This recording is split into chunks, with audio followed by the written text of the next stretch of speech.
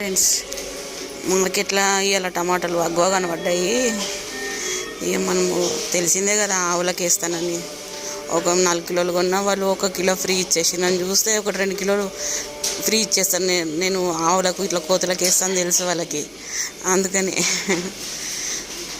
ఎండాకాలం వస్తుంది, పాపం వాటి ఘోష వర్ణనాతీతంగా ఉంటుంది.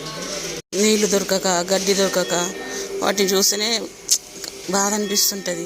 అందుకే మార్కెట్లో ఏమైనా పండ్లు ఏమైనా అగ్గం దొరికితే 4-5 కిలోలు తీసుకొని నా వంతు ప్రయత్నం నేను చేస్తాను. టమాటాలు కానీ, దోసకాయలు కానీ.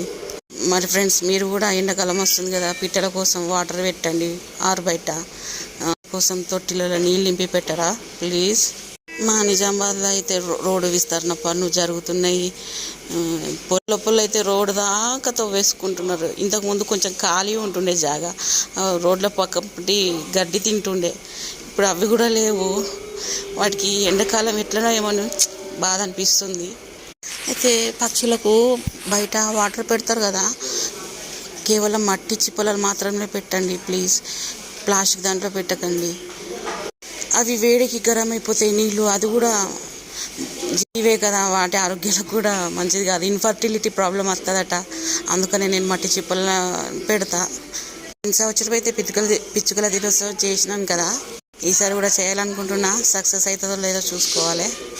మీరు కూడా మీ వంతు ప్రయత్నంగా కూరగాయలు కొంటప్పుడు ఏమైనా కూరగాయలు అగ్గువ ఉంటాయి కదా, దోసకాయలు, టమాటాలు ఏమన్నా, అవి 1-2-3 కిలోలు తీసుకొని కొంచెం మీ వంతు సాయంగా ఏదైనా ఒకటి చేయాలా అని నేను అనుకుంటున్నా. అంతేనండి, ఇంకేం లేదు. నచ్చితే లైక్ చేయండి, షేర్ చేయండి, సబ్స్క్రైబ్ చేసుకోండి.